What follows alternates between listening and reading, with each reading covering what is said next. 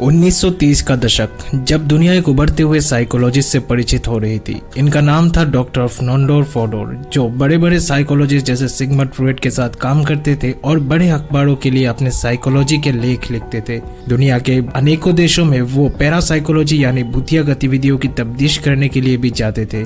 लेकिन उनकी दुनिया उस दिन बदल गई जब उनके एक कोलीग ने उनको एक बात करने वाले मंगूस यानी कि नेउले के बारे में बताया। आगे चल के ये केस उनके करियर का सबसे ज्यादा फेमस एंड कंट्रोवर्शियल केस बना, जिस पे 2022 में doctor Nandor Fodor and the talking mongoose नाम की मूवी बनी। और आज मैं आपके लिए यही मूवी की एक्सप्लेनेशन को लेकर आ गया हूँ। वीडियो में हमारे साथ आगे बने रहिए क्योंकि आज की वीडियो बहुत ही ज्यादा इंटरेस्टिंग होने वाली है। एक रोज डॉक्टर फोडोर को उनके कलीग का एक खत आता है जिसमें वो ईजल ऑफ मैन नाम के एक टाउन में एक बात करने वाले नेउले के सुने जाने की बात कहते हैं। सुने जाने की बात इसलिए क्योंकि उस टाउन के हर किसी ने उस नेउले को बोलते हुए सुना, पर देखा किसी ने भी नहीं। ये बात करने वाला नेउला इरविंग फैमिली के फार्म में रहता था और वो गाना गाने, डांस करने के साथ ही साथ कभी कभी भविष्यवाणी भी करता। इसकी खबरें न्यूज में भी बहुत ज्यादा थी, इसलिए फोडोर के दोस्त भी इसको इन्वेस्टिगेट करने गए थे। पर वहां उन्होंने उसकी बातें तो सुनी लेकिन उसको देखा नहीं। इरविंग फैमिली ने सबूत के तौर पे उनको एक बालों का गुच्छा दिया जो कि उन्होंने टेस्ट करने के लिए लंदन भेजा। लेकिन एक्सपर्ट का कहना था कि ये बाल किसी भी खरगोश, नेउले ऐसे प्राणी के ऊपर नहीं बना, ये तो किसी कुत्ते जैसे प्राणी के थे। उस पूरे टाउन में हर किसी ने उसको बात करते हुए सुना था, लेकिन उसको देखा तो किसी ने भी नहीं। तो आखिर उस क्रीचर का राज क्या था? इसी राज से पर्दा उठाने के लिए फोडोर के दोस्त उनको उस केस की इन्वेस्टिगेशन करने के लिए रिक्वेस्ट कर रहे थे। अगले दिन डॉक्टर फोडोर निकल पड़ते हैं ईजल ऑफ मैन नाम के टाउन में उस बोलने वाले क्रीचर की तफ्तीश करने, और उनके साथ थी उनकी असिस्टेंट। पहुंचते हुए उनको बहुत ज्यादा रात हो जाती है तो वो एक होटल में रुक जाते हैं। डॉक्टर फोडोर तो बहुत ज़्यादा टायर्ड थे तो वो जल्दी ही सो जाते हैं, लेकिन उनके असिस्टेंट को एक ड्रिंक चाहिए थी, इसलिए वो नीचे बार में जाती है और वहाँ के बारटेंडर से उसको पता लगता है उस बोलने वाले क्रीचर जेफ की कहानी। उस बारटेंडर का कहना था कि 2 सालों पहले जब उसकी वाइफ की डेथ हो गई थी तब वो बहुत ज़्यादा दुखी हो गया था। वो इस बात को एक्सेप्ट ही नहीं कर पा रहा था, लेकिन उसी दिन उसको जेफ ने एक पोएम सुनाई जिसके बाद वो उस दर्द से उभर पाया। बट असिस्टेंट का कहना था कि ये पोएम तो W.B. येट्स की है जिसका नाम the dream of the dead है, जिसका मतलब कि ये स्टोरी तो बिल्कुल ही झूठी थी। लेकिन उस बारटेंडर का कहना था कि पोएम W.B. येट्स की जरूर है, पर उसने उसे समर 1934 में लिखा था, जबकि ये पोएम उस क्रीचर ने उसको 1 साल पहले यानी कि अप्रैल 1933 में सुनाई थी।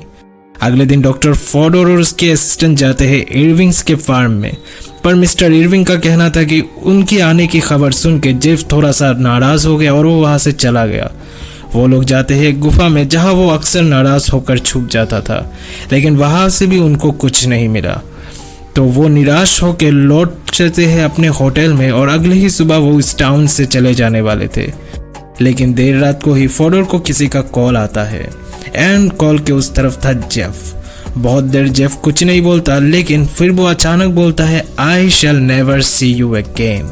तो डॉक्टर कंफ्यूज हो जाता है।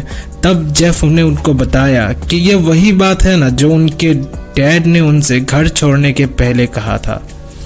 एंड अब तो डॉक्टर भी पूरी तरीके से शॉक हो गया था क्योंकि यह बात उनके सिवाय और किसी को भी पता नहीं। फिर जेफ उनको अगले दिन उनसे मिलने के लिए इनविटेशन देता है। अगले दिन भी वो पहुंचते हैं इरविंग फैमिली के पास और वहां उनको एक बॉक्स में मिलता है एक ऊदबिलाव या फिर नेउले जैसा कोई चीज। वो उनसे बात कर रहा था एंड डॉक्टर उससे पूछते हैं कि उसको उसके बाप की कई बातों का कैसे पता चला।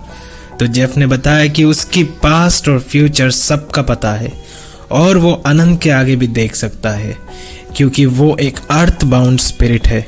इसके बाद डॉक्टर लौट जाते हैं अपने होटल में और वो अगली सुबह वहां से जाने वाले थे, लेकिन डॉक्टर को तो बिल्कुल ही इस स्टोरी पे विश्वास नहीं था, पर उनका असिस्टेंट का कहना था कि उसको उस पे पूरी तरीके से विश्वास है।